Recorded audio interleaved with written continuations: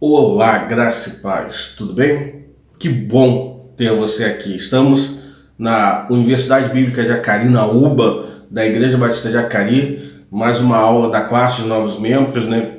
Estamos desenhando esse panorama bíblico da Palavra de Deus, desde Gênesis, né? Desde a criação do mundo. Nós estamos caminhando pela Palavra de Deus, entendendo da Palavra de Deus, entendendo o caminho da atuação de Deus na humanidade, né? Registrados e revelados na sua palavra. E que bom que você está aqui, que bom que a gente pode separar mais esse tempo de aprendizado com o Senhor, né? E a gente está pensando hoje a nossa conversa é sobre como a igreja cristã se desenvolveu, como começou, se iniciou a igreja cristã. Na nossa última aula a gente conversou sobre o ministério de Jesus, sobre a vida de Jesus aqui na Terra, né? Os 4 evangelhos que narram sobre Jesus, que falam acerca de Jesus. E hoje a gente dá sequência nessa conversa, continuação do Novo Testamento, né? O livro de Atos, né? E as cartas paulinas e as cartas gerais, né? Que vão nos ensinar, vão nos direcionar e nos mostrar a sequência, né? A obra de Deus e como Deus atuou no início da igreja primitiva, né? No início da igreja cristã, né? Como a igreja começou a caminhar. Mas, antes de mais nada, queria te convidar a baixar os seus olhos, a baixar sua cabeça, fechar os seus olhos. Vamos falar com Deus e pedir que Ele nos acompanhe em todo o tempo nesta aula, né? Senhor Deus e Pai, louvado e engrandecido seja o Teu nome, Pai. Muito obrigado, Pai, pela oportunidade de estar aqui mais uma vez, Pai, com meus irmãos, Pai, com meus amigos, aprendendo da Tua Palavra, Pai, conversando acerca da Tua Palavra, caminhando, entendendo como o Senhor direcionou todas as coisas, Senhor, para nos trazer até aqui, nos trazer até este momento, Pai. Glórias ao Senhor, Pai. Conduz-nos nesta aula, esteja conosco em todo o tempo, nos direcionando em todas as coisas, Pai. É a nossa oração em nome de Jesus. Amém. Estávamos conversando na aula passada sobre o ministério de Jesus Cristo, né? Deus no seu infinito amor, no seu plano perfeito de resgate do homem, envia Jesus Cristo. E vale a pena lembrar, se você está conosco caminhando, se não está, se é a sua primeira vez, você pode dar uma chegadinha no canal e dar uma olhada nas outras aulas, e a gente vai vendo que durante todo o tempo, Deus quis resgatar o homem. O objetivo de Deus em todo o tempo, em toda a história da humanidade, e a Bíblia registra isso de Gênesis a Apocalipse, é Deus buscando se relacionar com o homem. Deus criou o homem em sua imagem e semelhança, coloca o homem no jardim e a partir daí visita o homem sempre, a tal ponto que quando o homem peca e se esconde do Senhor, Deus vai até o jardim para procurar o homem, para se relacionar com o homem, e faz isso através dos patriarcas, separa um povo para ele, porque ele deseja se relacionar com o homem, deseja se relacionar com a sua criação. Em todo o tempo vai colocando o livro de Juízes, né? Coloca libertadores, juízes para julgar e libertar o povo da opressão de outros povos, né? De acordo com a exigência do próprio povo, né? Coloca reis, né? O povo que pede os reis, e aí coloca reis para estarem à frente do povo, né? E os profetas em todo o tempo orientando, sendo voz de Deus para chamar a atenção ao povo, aquilo que estava errado, aquilo que não estava de acordo com a vontade de Deus, conduzindo o povo para o caminho de Deus. E aí nós já conversamos sobre os exílios, tanto o exílio do Reino do Norte, pela Assíria, quanto o exílio do Reino do Sul pela Babilônia. Nós já estudamos essas consequências todas até nos trazerem a Jesus, que é o perfeito, que é o encerra todo o processo de salvação, todo o caminho de salvação da humanidade, através de Jesus Cristo. Você, nós podemos encontrar salvação e vida eterna em Jesus Cristo. Através da morte de Jesus Cristo na cruz do Calvário, nós conseguimos salvação. Nós somos salvos, transformados, restaurados, libertos, santificados através de Jesus Cristo. E após Jesus subir aos céus, ele reúne os seus discípulos antes de subir aos céus, né? Ele reúne os seus discípulos e ele dá algumas instruções. Essa instrução está lá em Atos capítulo 1, versículo 8. Atos 1, 8, diz assim a palavra do Senhor: mas receberão poder quando o Espírito Santo descer sobre vocês, e serão minhas testemunhas em Jerusalém, em toda a Judéia e Samaria, até os confins da terra. Jesus, ele deixa claro que, e se a gente for um pouquinho mais atrás no livro de João,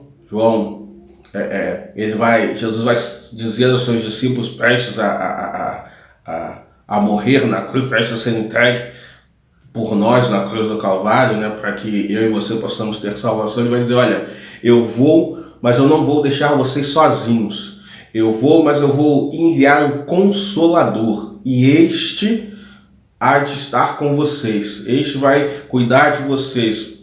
Em João 16:8 ele vai dizer que Consolador, o Espírito Santo, ele convence do pecado, da justiça e do juízo. O Espírito Santo está conosco em todo o tempo. E aí ele vai dizer aqui para os seus discípulos: olha, vocês vão receber poder do Espírito Santo. Vocês vão receber o poder de Deus. Vocês serão preenchidos do Espírito Santo de Deus. E quando vocês forem preenchidos do Espírito Santo de Deus, vocês vão ser minhas testemunhas. Vocês vão levar Jesus. Vocês vão anunciar a palavra de Deus até os confins da terra. Vão levar a minha mensagem até os confins da terra. A promessa de estarem cheios do Espírito Santo, de estarem preenchidos do Espírito Santo, se inicia em Atos capítulo 2, logo no capítulo 2, você vai ter a oportunidade de estar lendo Atos capítulo 2, e ele vai contar dessa descida do Espírito Santo, desse preenchimento do Espírito Santo, como isso acontece. E eu queria te chamar a atenção lá para Atos capítulo 42, Atos capítulo 2, versículos, a partir do versículo 42 ao versículo 47. Diz assim: e eles se dedicavam ao ensino dos apóstolos e à comunhão, ao partir do pão, às orações. Todos estavam cheios de temor, e muitas maravilhas e sinais eram feitos pelos apóstolos. Os que criam mantinham-se unidos e tinham tudo em comum. Vendendo as suas propriedades e bens, distribuíam a cada um conforme a sua necessidade. Todos os dias continuavam a reunir-se no pátio do templo. Partiam pão em suas casas, juntos participavam das refeições com alegria e sinceridade de coração, louvando a Deus e tendo a simpatia de todo o povo.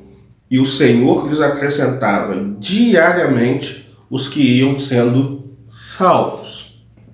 A comunidade do primeiro século, a comunidade da igreja primitiva que se reúne, eles se reúnem desejosos de estarem conhecendo o Senhor, desejosos de estarem buscando, estarem íntimos do Senhor, de terem um relacionamento com Deus através da mensagem que é pregada. O apóstolo Paulo, a partir da descida do Espírito Santo, vem como um vento forte, um vento impetuoso, e ele se separa como línguas de fogo sobre a cabeça dos apóstolos, e eles começam a falar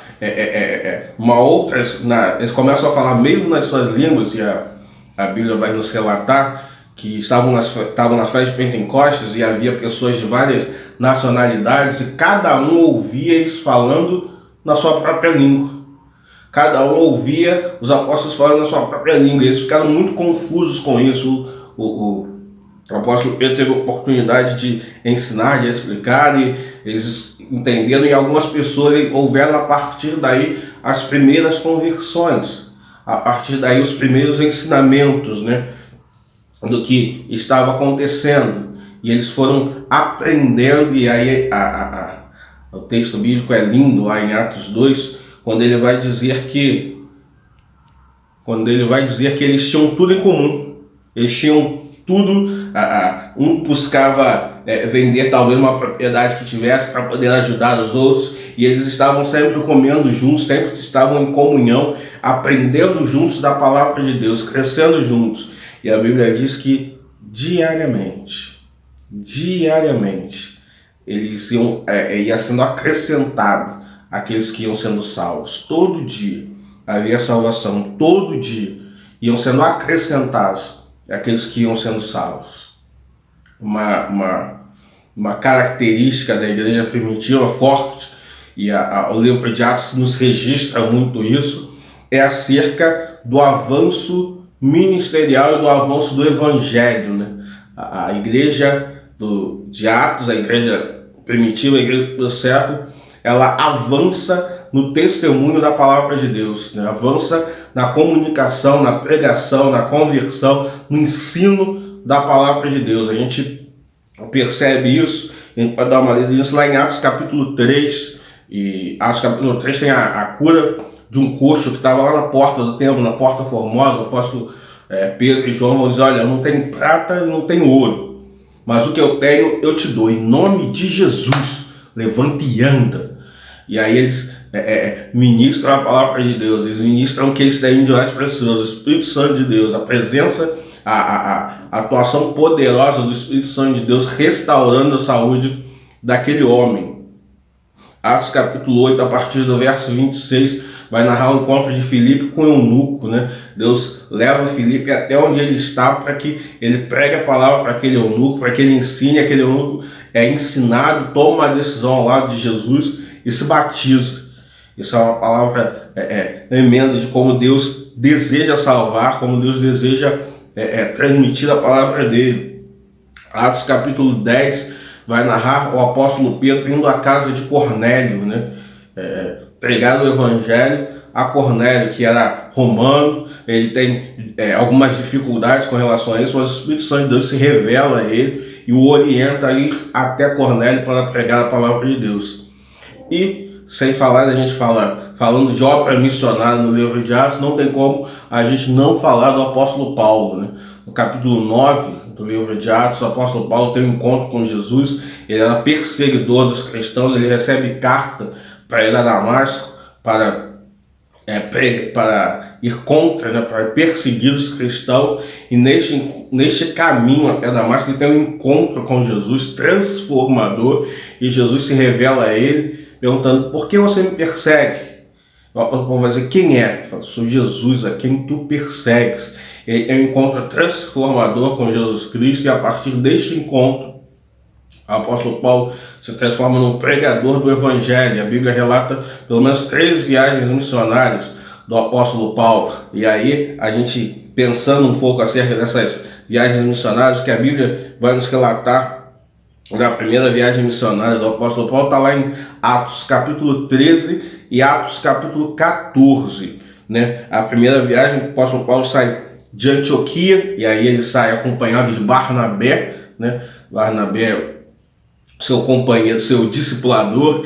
Barnabé pega Paulo, junta a Paulo e vai ensinando Paulo, e vai sendo garantia, referência. Vale a pena lembrar que o apóstolo Paulo era perseguidor dos judeus, e muitos têm desconfiança, muitos não acreditam que o apóstolo Paulo possa ter virado cristão. Poderia ser uma armadilha, poderia ser alguma coisa que ele estivesse tentando se infiltrar nos cristãos para saber onde eles se reuniam, o que eles faziam. Então Barnabé chama Paulo e leva Paulo com ele, e Barnabé se transforma numa garantia de que Paulo estava lá em amor, de que estava lá convertido, e caminha com Paulo, e eles vão juntos na primeira viagem missionária, saindo de Antioquia para Chipre, a cidade missionária, a cidade natal de Barnabé, lá em Chipre. Eles desmascaram um profeta, né, um encantador, Elimas, e através disso o governador da província, o procônsul Sérgio Paulo, se converte ao Senhor. De Chipre eles vão para Antioquia da Psídia. Lá em Antioquia da Psídia, eles têm neste caminho, né, lá Antioquia da Psídia, passam por Pergue, e Pergue havia muitas pessoas, havia homens bárbaros, homens primitivos naquele local, e João Marcos, um dos que estavam com eles na viagem, os abandona, pega e volta para Jerusalém, não fica com eles até o final da viagem, né? A partir daí, eles estavam continuando a pregação do evangelho, mas eles começam a pregar o evangelho, e alguns judeus blasfemando incitaram as pessoas contra eles, expulsaram, né, Paulo e Barnabé da cidade. A partir daí, eles vão para Icônio. Enquanto eles estavam pregando o evangelho aos apóstolos judeus, né, fogem, alguns se levantam contra eles, e de lá eles vão para Listra, né? E lá em Listra eles curam um jovem que tinha uma doença de nascença lá em Listra, e quando eles curam este jovem, aquelas pessoas daquela cidade acham que eles são deuses, né? São encarnação de deuses, e começam a querer adorar Paulo e Silas. Paulo e Barnabé, começam a querer adorar, dar sacrifícios a eles, e eles dizem que eles não são essas pessoas que devem ser adoradas, né? Que devem ser adoradas por eles, devem ser reconhecidas como divindade. Por isso, e contudo, alguns cristãos, alguns judeus, dizendo de Antioquia e de Icônio, apedrejam Paulo e Barnabé, e eles são lançados fora da cidade, e Paulo é dado como morto, né? Mas depois, no dia seguinte, eles vão para Derbe, né? De Derbe eles retornam para Antioquia, e aí anunciam à igreja o resultado da sua viagem missionária, que Deus tinha feito através da vida deles na viagem missionária. E a partir disso, alguns da igreja de Jerusalém começam a ir a Antioquia e pregar que eles precisavam ser circuncidados, e aí cria-se uma polêmica com Paulo e Barnabé, e eles vão até Jerusalém para conversar com os apóstolos, com Pedro, com João, para explicar acerca da mensagem, falar acerca da conversão, falar acerca da circuncisão, né?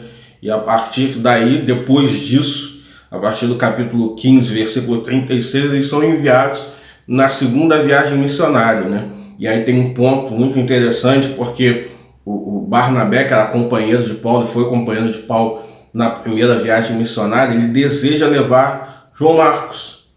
Mas Paulo, e aí vocês lembram que a gente falou ainda agora, Paulo diz que, olha, João Marcos nos deixou no meio do caminho. No meio da viagem missionária ele foi embora, ele voltou. Então nós não podemos acompanhar, nós não podemos levar João Marcos conosco. E aí a dificuldade deles de entendimento é grande, que Paulo, eles se separam. Barnabé pega João Marcos e vai para Chipre, e Paulo pega Silas para acompanhá-lo na sua segunda viagem missionária. Mais à frente eles vão encontrar com Timóteo se junta a eles, e eles vão caminhando juntos aí na sua segunda viagem missionária, né? E aí Deus vai nos registrar que eles vão para a Ásia, né? Em direção à Ásia, né? Nessa segunda viagem missionária.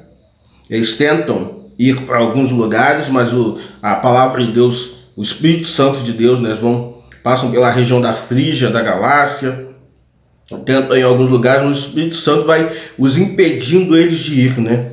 E eles precisam ir a Troade. E em Troade, Paulo é orientado a seguir para a Macedônia, né? Então a gente passa a Macedônia e nos ajuda, né? E em Filipos, né, passa por algumas cidades da Macedônia. Em Filipos eles pregam, e aí tem uma senhora, né, que se converte em Filipos, a Lídia. Ela se converte, faz com que eles estejam na casa dela, e eles ficam na casa de Lídia durante um tempo, e pregando na cidade, eles pregam e libertam um jovem que tinha espírito de adivinhação. E por conta de libertar esse jovem, eles são presos, são encarcerados. E aí essa história, eles são presos e eles presos, depois de terem sido açoitados, eles começam a louvar o Senhor. E à meia-noite tem um terremoto na prisão. À meia-noite tem um terremoto e todas as cadeias se abrem. O carcereiro tenta se matar pensando que todos os presos fugiram. Paulo vai dizer: olha, ninguém fugiu, está todo mundo aqui, fique calmo, fique tranquilo. E aí o apóstolo, o carcereiro, se entrega a Jesus, né? O apóstolo Paulo vai dizer: ó, crê no Senhor Jesus, será salvo, você e a sua casa. E toda a casa do carcereiro é ganha para Jesus, né? Eles pregam e todos eles são ganhos para Jesus, né? A partir disso, depois eles voltam eles são libertos, eles voltam para a casa de Lídia. Da casa de Lídia eles vão para Tessalônica, né? E eles evangelizam alguns judeus, e alguns judeus incrédulos tentam se levantar contra eles. Eles são obrigados a sair da cidade. Eles vão em direção a Bereia, né? E lá eles pregam, eles evangelizam em Bereia. Após estarem em Bereia, o apóstolo Paulo vai em direção a Atenas. Ele fica comovido, né, com a idolatria, observando a idolatria lá dos atenienses. Ele faz um discurso lá no Areópago, lá em Atenas. E de Atenas eles se dirigem para Corinto, a mais importante metrópole da Grécia, né? E lá em Corinto ele conhece Áquila e Priscila, que vão dar sequência à mensagem do Evangelho naquela região. Eles pregam na sinagoga. Paulo e os que com ele estavam, todos os sábados Paulo anunciava o Evangelho na sinagoga, a ponto de Crispo, né, um dos principais da sinagoga, se converte, entrega a vida a Jesus, e dali ele despediu-se e ele foi para Éfeso, né? E passou por Cesareia e Jerusalém até chegar em Antioquia. Essa é a segunda viagem missionária de Paulo, né? No caminho da administração, no caminho do anúncio da viagem missionária do apóstolo Paulo, né? Mas também o livro de Atos vai nos narrar uma terceira viagem missionária de Paulo, né? Lá nos capítulos 19 até o início do capítulo 21, a chegada dele em Jerusalém. Terceira viagem missionária de Paulo. Paulo sai de Antioquia, né, se dirigindo a Éfeso. De Éfeso, o apóstolo Paulo vai a Troade e na sequência para a Macedônia. Lá de Macedônia, visita a Grécia, né? E aí vai retornando a sua viagem missionária, né? E aí nesse tempo que o apóstolo Paulo está fazendo um longo discurso, ele faz o Lucas, né, o autor do livro de Atos, vai relatar que o apóstolo Paulo está fazendo um grande discurso, e aí tem um jovem Eutico, está sentado na janela, e ele, no meio do discurso de Paulo, ele cai da janela, pega no sono, cai da janela, é dado como morto, mas Paulo vem e traz à vida, né, o jovem, que o Espírito ainda estava nele, e a partir daí, Paulo ainda termina de explanar, de pregar a madrugada inteira até outro dia, quando ele viaja. E a terceira viagem missionária que termina com o retorno de Paulo a Jerusalém, né? Paulo ele vai para Jerusalém, posteriormente vai ser preso, e depois ele preso também em Roma, né? Já para Roma, para que em Roma ele é preso e posteriormente morto. E assim a sequência vai se desenhando no livro de Atos, né? Contando as histórias das viagens do apóstolo Paulo e do início da igreja primitiva, né?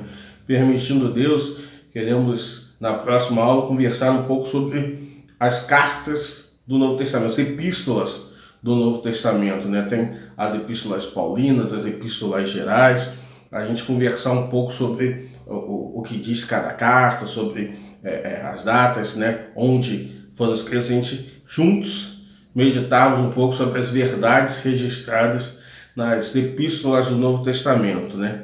Mas Isso é para que a gente hoje pudesse entender um pouco, ter uma ideia do avanço da igreja, né? A igreja nasce em Jerusalém, onde os discípulos estão reunidos após Jesus, a ascensão de Jesus, eles vão dar sequência nessa missão, nesta caminhada em propor o Evangelho, em anunciar o Evangelho. O apóstolo Paulo se une, se converte, tem um encontro com Jesus e usa a sua vida para ministrar e pregar a palavra de Deus, né? Que em todo tempo o nosso coração e a nossa vida seja pautada, esteja direcionado a pregar a palavra de Deus, que o nosso coração esteja focado em ministrar a palavra do Senhor, que sejamos sal da terra e luz do mundo, né? Que o que Jesus fez na nossa vida não fique só para a nossa vida, mas o que Jesus fez na nossa vida possa ser instrumento de Deus para que outras vidas possam ser alcançadas, que outras vidas possam ser transformadas, que outras pessoas possam encontrar Jesus, né? Uma ideia de comunhão, onde um buscava ajudar o outro, onde um buscava caminhar com o outro. Atos capítulo 6 vai narrar o surgimento dos diáconos, né? Quando há uma desavença entre as viúvas dos judeus e as viúvas gregas, e aí os apóstolos vão dizer, olha, vamos instituir, a gente vai se dedicar à oração, vai se dedicar à palavra, e a gente vai instituir pessoas, servos, obreiros do Senhor, para cuidarem disso. E aí surgem os diáconos e as suas responsabilidades, né? A partir disso. Deus te abençoe muito. Vamos aprofundar e buscar conhecer a palavra do Senhor em todo o tempo. Tá bom? Podemos orar? Senhor Deus e Pai, nos abençoa nesta aula. Muito obrigado por tudo que aprendemos. Continua conosco em todo o tempo. Precisamos do Senhor. É a nossa oração em nome de Jesus. Deus te abençoe. Uma boa semana e até a próxima aula. Que Deus te abençoe muitíssimo. Vamos juntos aprendendo do Senhor. Deus te abençoe.